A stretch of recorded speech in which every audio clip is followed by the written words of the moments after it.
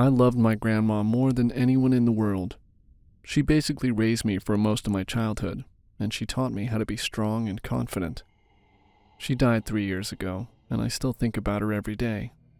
She was buried in her hometown, which is very far away from where I live, so I'd only been to her gravesite once. For her birthday this year, I decided to take off work and fly all the way back to Massachusetts to see her. There was a delay in my flight, though, so I wasn't able to get to the cemetery until just past sunset. I could have waited till the next day, but I really wanted to honor her on her birthday. When I got there, the gates were still open, but no one else was around. I remembered how beautiful the cemetery was during the daytime, but at night, it was pretty scary. I walked to her gravesite, which was far in the back. At first, I didn't notice the man standing nearby. It was so dark, and I was focused on finding the right headstone. But when I got to my grandma's headstone, I saw him standing 3 graves to the right. He must have been visiting a loved one too. I was planning to talk to Grandma, but I didn't want to do it with someone else around, so I politely waited for him to leave. He didn't.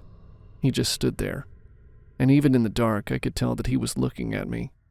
After a while, he started walking toward me. He was a tall man, and he was smiling. The smile seemed very inappropriate for a cemetery. He asked me if I came here often. It sounded like a pickup line. A chill ran down my spine. Something about this man really unnerved me. "Not as much as I'd like," I said. "And no offense, but I'd rather be alone." "You're never alone in the cemetery," he said. I turned back toward the gravestone, but he still wouldn't leave. He just kept looking at me, smiling like he recognized me. He said he was visiting his wife. Then he waited for me to respond. I pretended like I didn't hear him. He said he missed her a lot. Then he said that I looked just like her. He stepped even closer, and I knew that I needed to get out of there. Without saying anything, I turned around to leave. I hated that I wouldn't be able to talk to my grandma on her birthday, but I knew that I could come back tomorrow.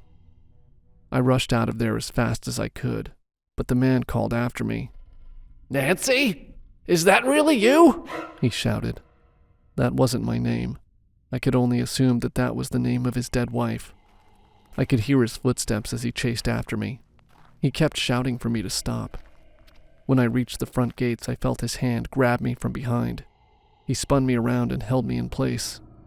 His face was inches from mine, and for a horrible moment, I thought that he was going to kiss me. Instead, he smiled even bigger and said, "Nancy, you came back to me. Does that mean you forgive me?" "I'm not Nancy," I mumbled. I tried to wriggle out of his grip, but he was holding me too tight. "Yes, you are," he said. "It's you. Please tell me you forgive me." I knew I wasn't strong enough to push him away. Clearly, the man was insane. The only thing I could do was play along and convince him to let me go. So I said, "Yes, I forgive you." That was when he tried to kiss me. I felt the touch of his dry lips, and I was disgusted. With a surge of strength, I shoved him back and ran through the gates. I reached my car and tried to pull out my keys, but my hands were trembling. I accidentally dropped the keys onto the ground, and when I picked them up, the man had caught up with me. He tried to grab me again, but I took my keys and slashed them across his face. As he screamed out in pain, I unlocked my car door and jumped inside. He pounded against the window, but I started my car and drove off. As I sped down the parking lot, I could still hear him screaming. He was calling me Nancy. I went back to the cemetery the next morning. I was too afraid to go alone, so I asked one of my grandma's old neighbors to come with me. When we arrived, we didn't see the man anywhere. I went back to my grandma's grave and told her how much I missed her. I even told her about the night before, and thanked her for giving me the confidence I needed to fight off that crazy person. Before we left, I decided to walk over to the grave where the man was standing the night before. The name on the grave was Nancy Simmons. I pulled out my phone and did a quick Google search.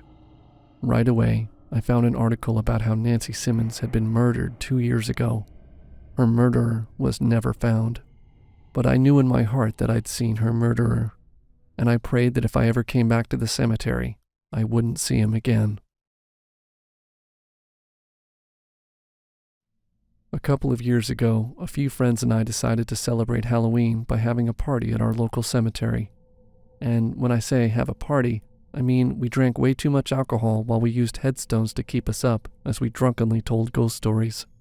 I know, pretty dickish to get wasted on top of someone's final resting place, but I was a stupid college kid. Anyway, at some point during that night, I remember one of my friends, Zoe, getting violently sick from all the drinking we'd done. To not disrespect the dearly departed, well, any more than we already had, my other two friends took her to the parking lot area so she could toss her cookies. I was the only person who stayed behind, too dizzy from all the beers I had chugged to move more than a couple of feet. I was lying on my back, looking up at the stars, when I heard a noise come from somewhere near me. I stayed still, trying to hear if it was my friends coming back with more booze, or, worst case scenario, the police to bust us. When I only heard footsteps and no voices, I sat up slightly and tried pinpointing where the noise was coming from, when I saw two figures with their hoods up walking into the cemetery. Whoever they were, they didn't see me.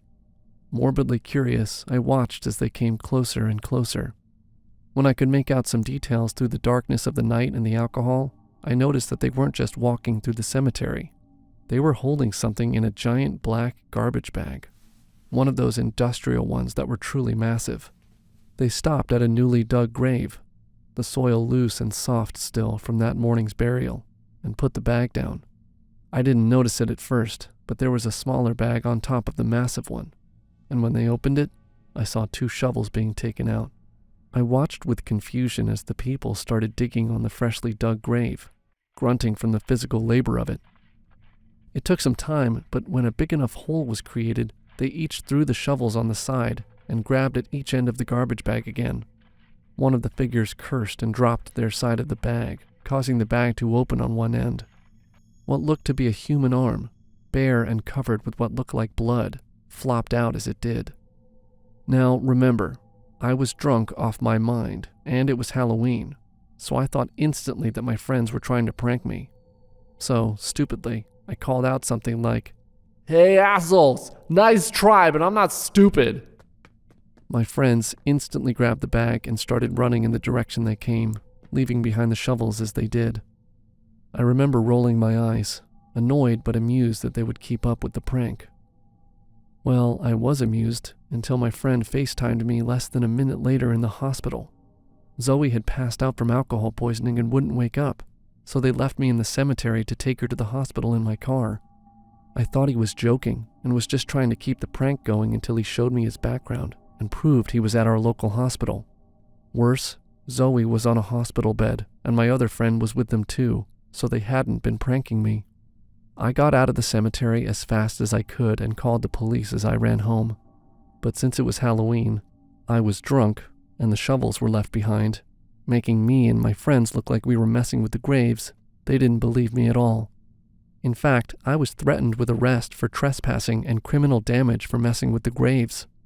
I think it was more of a tactic to scare me, but still. When I told them what really happened, none of them believed me because I had been drinking. And when I told my friends, they also thought that I'd been seeing things, since we had all been drinking way too much that night. Even all these years later, I still question, was what I saw a figment of my alcohol-fueled brain, or was I really a witness to a horrific crime? I know there are a lot of people who'd say that you shouldn't be afraid in a cemetery, that the place is so-called consecrated ground, and that nothing bad or evil can harm you inside one. Others say that a fear of cemeteries is deeper and more existential.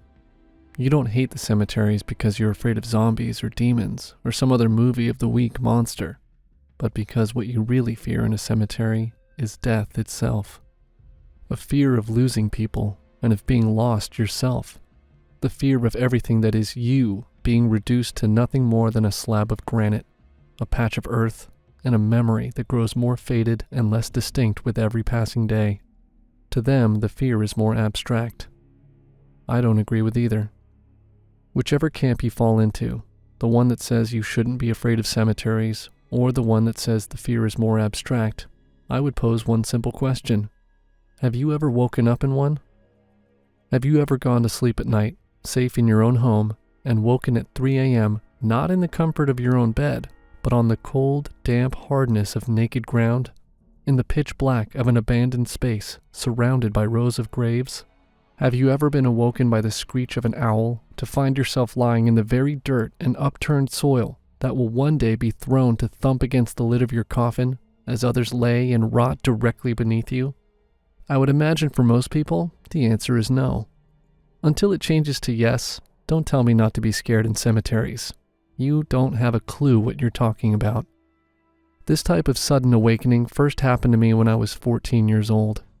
I still remember to this day the absolute visceral panic I felt as I awoke, freezing and confused, with not the faintest clue how in the hell I had gotten there. I remember kicking frantically, churning up the soil as I tried to get to my feet. I remember screaming in terror when I looked around me to see lines of tombstones. Names carved in granite, dates of births and deaths, and everywhere the smell of moss, mildew, and decay. I remember I screamed and screamed, but there was nobody there to hear me. At least, nobody who would ever have been able to answer. I should explain that while I had never woken in a cemetery before, this was not the first time that I'd woken in a curious place. As someone who had suffered with extreme somnambulism or sleepwalking since I was a child, the experience of waking up in unfamiliar locations was not entirely new to me. Usually, though, the location would be another part of my room, like in a chair or some other room in my house. Once before, I had made it all the way outside and been discovered by one of the neighbors wandering down the street in my pajamas. But never had I gotten this far. Somehow, I had walked almost half a mile to the cemetery, crossing roads that thankfully at that hour were completely deserted.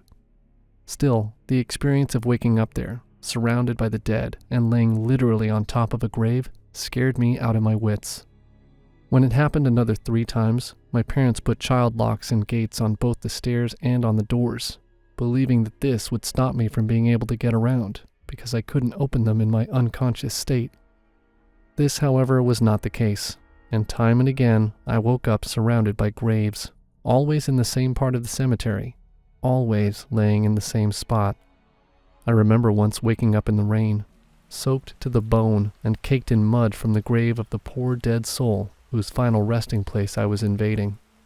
I used to feel guilty about that, and terrified that one day I would remain asleep, and the family of the deceased would come in the early morning, only to find me laying spread out on my back on top of the grave. I remember that time with the rain particularly because it was the first time that I actually looked, with anything like interest, at the grave I was laying on. Maybe it was the cold water that woke me to greater clarity. Maybe on previous occasions I was still half asleep.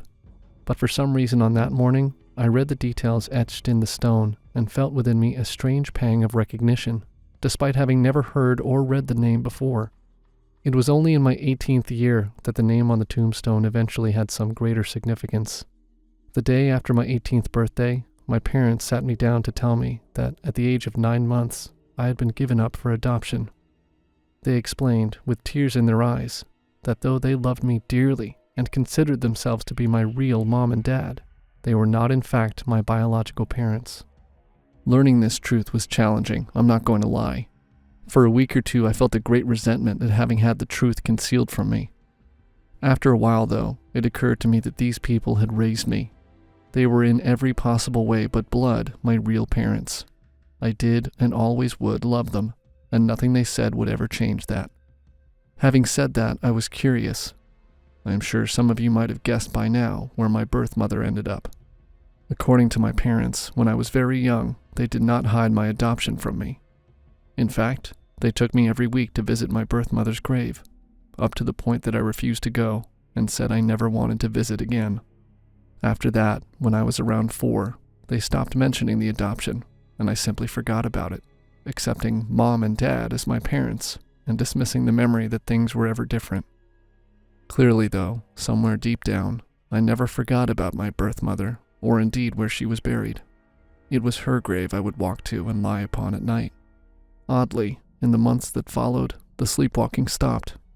As soon as I began visiting my mother's grave during waking hours, once a month to think and lay flowers, whatever was pulling me out of bed and toward that site suddenly stopped. I visit the cemetery regularly, but I haven't sleepwalked since.